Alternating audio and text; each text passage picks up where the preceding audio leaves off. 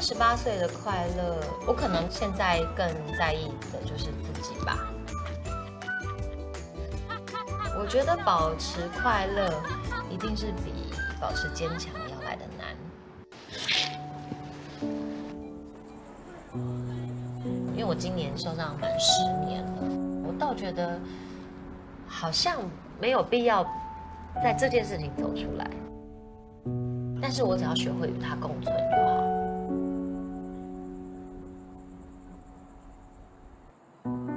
我会跟10年后的自己说：“你真的太了不起了，能活得这么好，现在又这么的漂亮，你真是我的偶像。”